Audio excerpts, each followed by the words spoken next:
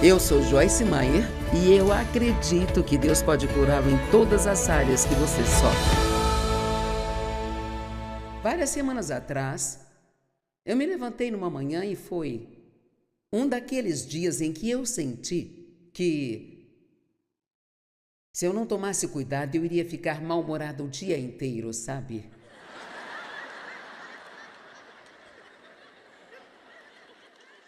E enquanto eu bebi o meu café naquela manhã, comecei a ter alguns pensamentos de autopiedade. Trabalho, trabalho, trabalho, tudo o que faço é trabalhar. E Deus falou comigo claramente em meu espírito, sabe? E Ele disse: Joyce, sua vida é o que você faz dela. E eu imediatamente montei uma mensagem. Porque eu sabia exatamente o que Deus estava me dizendo. Você pode ter um dia miserável se você quiser, mas não precisa disso. Vamos lá. E eu sei o que fazer. No minuto em que você começa a sentir pena de si, a próxima coisa que precisa fazer é começar a agradecer a Deus por todas as bênçãos que consegue se lembrar que você tem. Porque esses maus pensamentos negativos são o diabo tentando plantar sementes em sua mente. E se você as regar, continuando a meditar sobre eles, isso vai afetar suas emoções e as palavras que saem de sua boca, e simplesmente pode se convencer de ter um dia ruim, sabe? Mas não precisa disso. E não temos dias para desperdiçar. Então, neste fim de semana, vou fazer uma série de 3 partes chamada Sua Vida é o que você faz dela. E vamos ver muitas coisas boas e diferentes, e eu também tenho uma nova história sobre Dave que vou contar. Na hora que ela se encaixar, e eu tenho certeza de que vai acontecer em algum momento.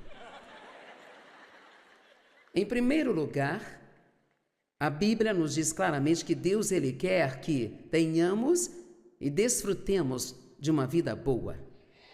Cada um de nós aqui. E vou ler João 10:10 em 3 traduções diferentes. O ladrão está lá para roubar, matar e destruir.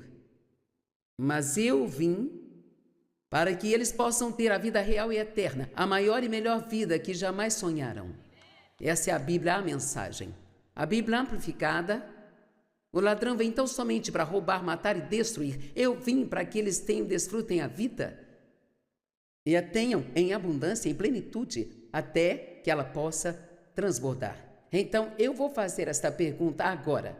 Você está desfrutando sua vida?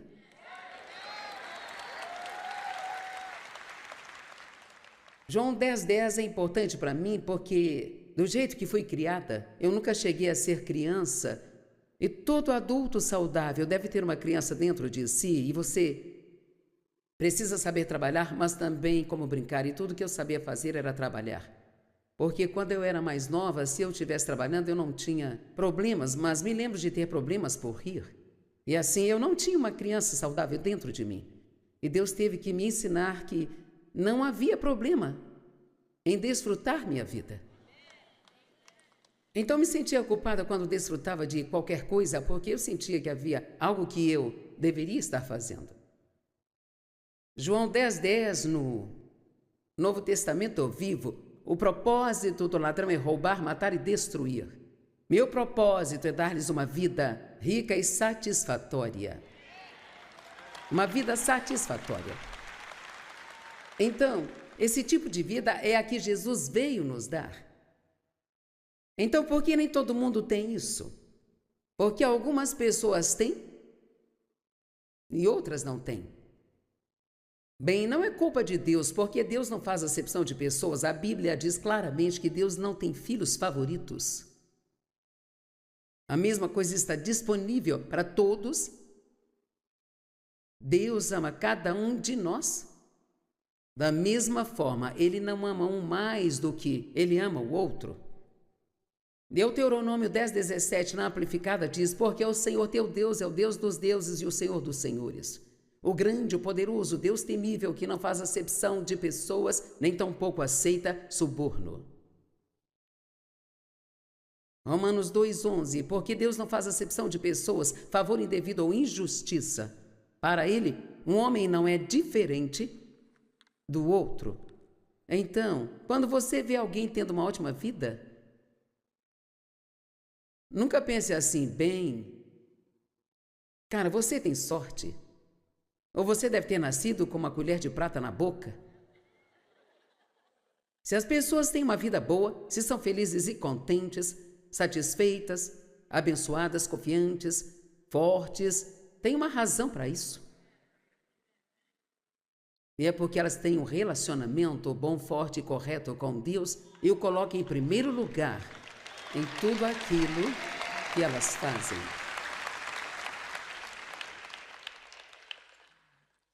Atos 10, 34 e 35, e Pedro abriu a boca e disse, com certeza e completamente agora percebo e entendo que Deus não mostra parcialidade, não faz acepção de pessoas. Eu estou lendo estas escrituras porque eu quero que você saiba que você tem a mesma oportunidade igual a qualquer outra pessoa.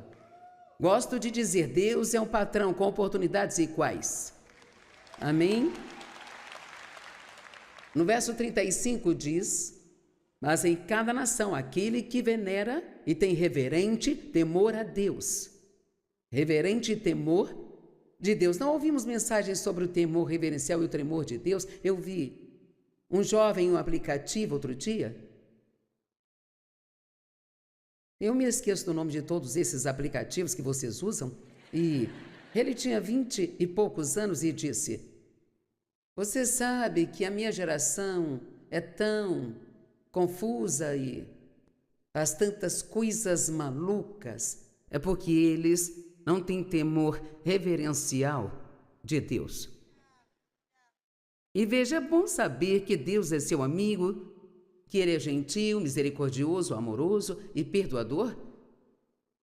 Mas ao outro lado de Deus também. E precisamos ter um temor reverencial de Deus, porque Deus é sério sobre o que diz.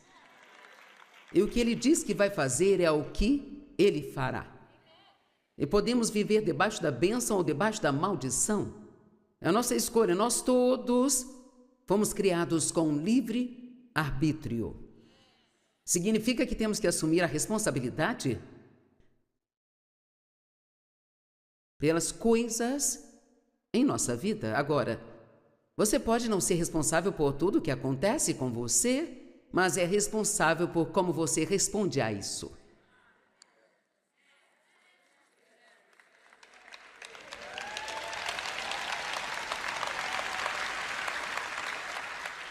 Acho que isso é tão bom que tenho que repetir. Você pode não ser responsável por tudo que acontece com você, porque as pessoas podem te machucar, maltratar, te usar, abusar, te abandonar, te rejeitar, mentir para você. E sim, isso dói. Você não é responsável pelo que as pessoas fazem com você, mas é responsável por como você responde a isso.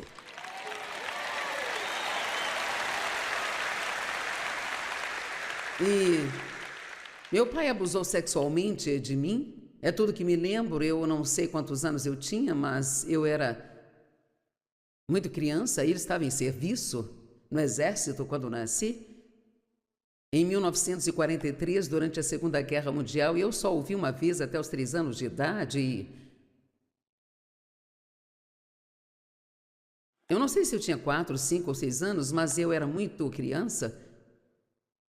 Quando ele começou a me molestar sexualmente, eventualmente levar isso a outros níveis, e continuou até eu sair de casa aos 18 anos, e minha mãe sabe o que ele fazia, ela o pegou, eu disse a ela, mas ela me disse 30 anos depois, eu sinto muito pelo que eu deixei seu pai fazer com você, mas eu não consegui enfrentar o escândalo. Então, essa foi uma decisão egoísta e egocêntrica da parte dela. Ela não queria ficar envergonhada. Então ela conscientemente me deixou passar pelo que passei. Agora, Deus tem uma resposta para isso. E achamos que não conseguimos fazer isso, mas ele diz: perdoe os seus inimigos e ore por eles. E até chega a dizer, se precisarem de ajuda, ajude-os.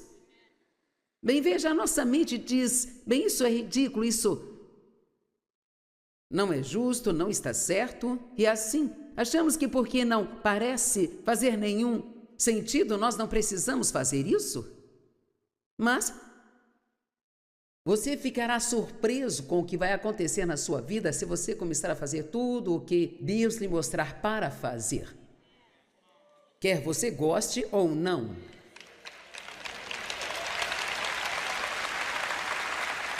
Então, não fui responsável pelo que eles fizeram comigo e eu tive muitos problemas por causa disso.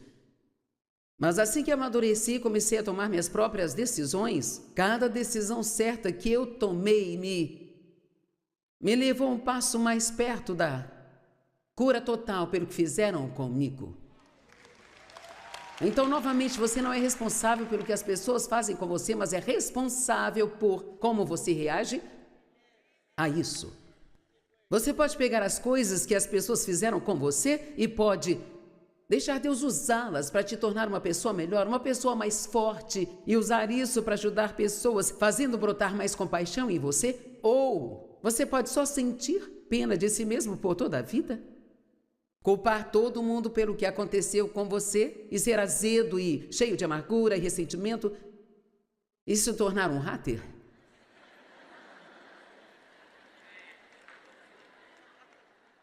Isso não vai te ajudar, não vai fazer bem nenhum a você, nem a ninguém. Então, talvez alguns aqui precisam tomar uma decisão esta noite.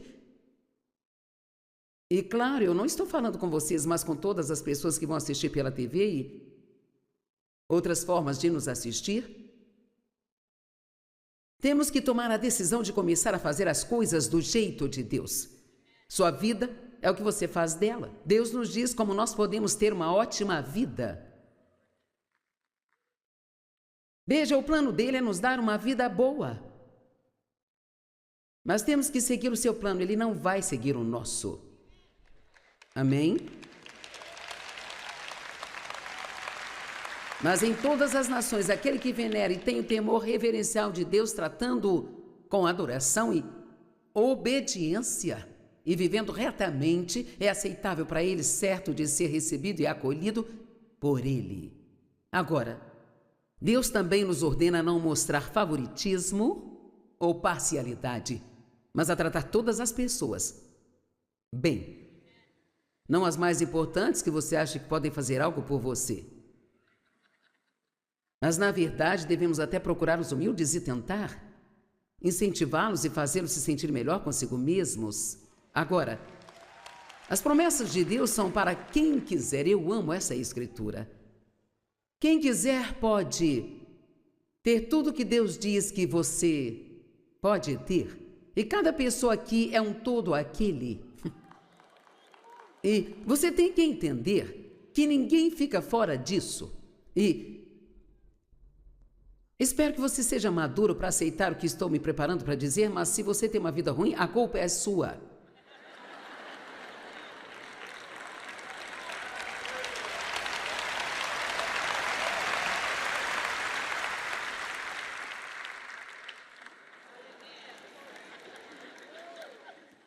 E você não pode dizer, oh, Joyce, você não sabe o que estou passando. Você não sabe o que eu passei.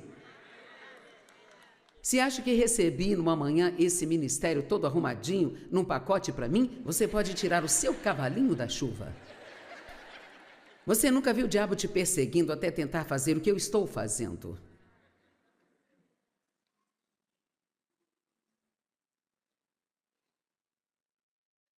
Agora vamos ler João capítulo 3, verso 16. Porque Deus amou e prezou tanto o mundo que ele até entregou o seu único filho para que todo aquele, digam todo aquele que nele crê, não pereça, mas tenha a vida eterna.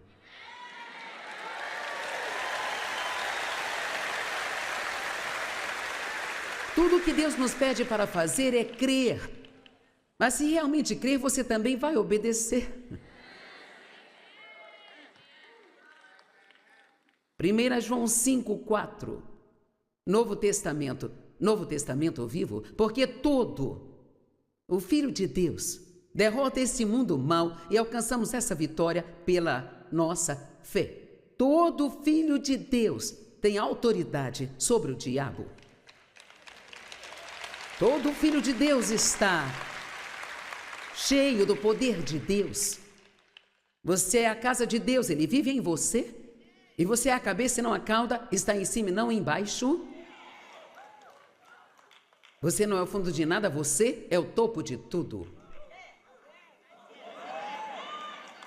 Apocalipse 22:17 na King James. E o Espírito e a noiva dizem, vem.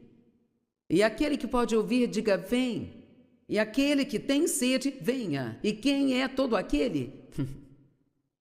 Vamos, diga, todo aquele. Todo aquele que beber da água da vida livremente. Estou tomando meu tempo com isso, porque quero que você coloque isso na sua cabeça. Que você não é um caso especial. Desses que foi ferido, mais que outros. Não importa o quão ruim tenha sido para você, tem alguém neste lugar que provavelmente passou por coisas piores que você. Posso contar minha história de abuso e realmente isso não ser nada comparado a algumas das histórias que eu vi sobre algumas coisas que foram feitas com pessoas ou com as garotas que Ginger mostrou nas fotos, sabe? Algumas delas são forçadas a fazer sexo com 20, 30 homens por dia. Você gostaria de viver assim dia após dia? Não é de se admirar que os olhos delas pareçam vazios. E uma das maneiras através das quais eu me vingo do diabo pelo que fez comigo é ajudando pessoas como essas a serem libertas.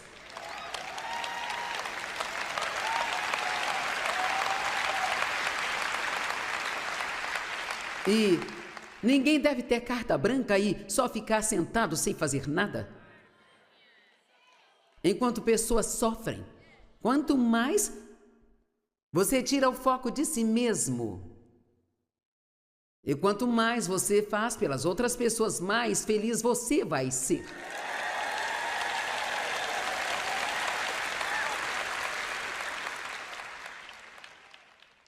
Romanos 10, verso 13. Pois todo aquele que invocar o nome do Senhor vai ser salvo. Todo aquele. Agora, quando vejo esta escritura, tenho dificuldade com a doutrina de que Deus escolhe quem vai ser salvo e quem vai para o inferno. Isso não faz sentido para mim quando diz bem claro que é sua vontade que todo homem chegue ao conhecimento salvador de Jesus Cristo. Temos uma escolha. E se você está aqui hoje e não entregou sua vida a Cristo, você tem uma escolha hoje. Você pode sair daqui ainda perdido, solitário e vazio. Ou quando oferecemos para orar com você no final da reunião, você pode receber a Cristo em sua vida e começar a ter uma vida totalmente nova. É uma jornada. Você terá um trabalho a fazer, terá que aprender a palavra. Talvez terá que deixar de lado algumas coisas que está fazendo, que são ímpias. Mas Deus nunca vai pedir que você faça nada sem ajudá-lo a fazê-lo. Amém? Dele todos os profetas testificam, dão testemunho de que todo aquele que nele crê, que adere, confia, se apoia nele, entregando-se a ele, recebe o perdão dos pecados por meio de seu nome. Todo aquele.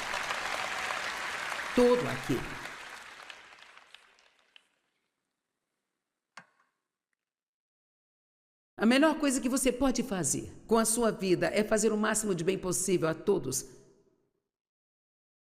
que você puder. Faça o máximo a todo aquele que você puder fazer. Jesus disse, está registrado em Marcos 8:34. Ele disse, abra mão dessa vida inferior e você encontrará a vida superior. O pastor Tom me pregou uma mensagem uma vez. Me lembro dela, não sei se você se lembra, mas foi: pagamos um alto preço por uma vida baixa, por emoções baratas. E você diz, mas não consigo resistir à tentação? Sim, consegue, porque a Bíblia diz que Deus nunca trará nenhuma tentação sobre alguém que esteja além da sua capacidade de resistir. Ele vai nos ajudar. Agora, há coisas que não são negociáveis. Se você quiser ter a vida boa que Deus quer que você tenha. Número 1, você não pode chafurdar na autopiedade e esperar que todos lhe paguem pela dor que você teve no passado.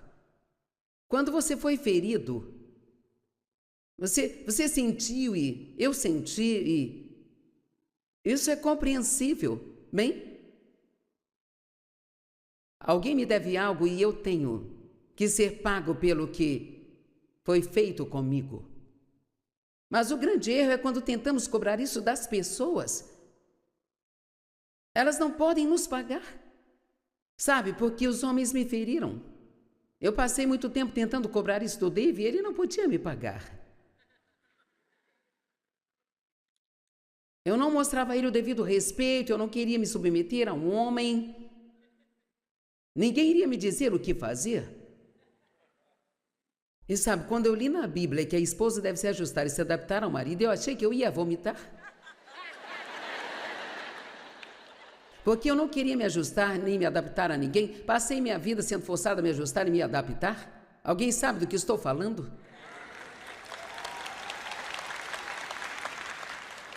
Ou se você tem um casamento ruim, então você coloca todas essas barreiras, sabe? E você assume que todo mundo vai te tratar da mesma forma e levantamos muros e... Mas tem uma escritura maravilhosa em Isaías 61, versos 7 e 8, que diz que Deus nos dará uma dupla recompensa por nossa vergonha passada. Diz pela vergonha da sua juventude, cara, eu me agarrei a isso, porque eu era cheia de vergonha. Porque muitas vezes, quando você é ferido por pessoas, de alguma forma o diabo trabalha para fazê-lo pensar que você é culpado. E eu passei a vida inteira com uma mensagem rolando na cabeça. O que há de errado comigo? O que há de errado comigo? O que há de errado? Porque eu não fui abusada só por um homem, mas por um tio, pelo meu avô, e também por um chefe que tentou passar a mão em mim. Então eu comecei a pensar, qual é o meu problema? Havia um espírito me seguindo por causa do que o meu pai havia feito comigo? E era exatamente isso que o diabo queria que eu pensasse, o que há de errado comigo. Você já pensou assim, o que há de errado comigo? Porque eu não posso ser como todo mundo, o que há de errado comigo, o que há de errado comigo? Bem, isso é exatamente o que o diabo quer. Mas a primeira coisa que Deus quer lhe dar quando você entra em um relacionamento com Ele é a sua justiça. Ele faz você ser certo com Ele. Então, da próxima vez que ouvir isso rolando em sua mente, o que há de errado comigo, abra sua boca e diga, não, tem muitas coisas certas comigo.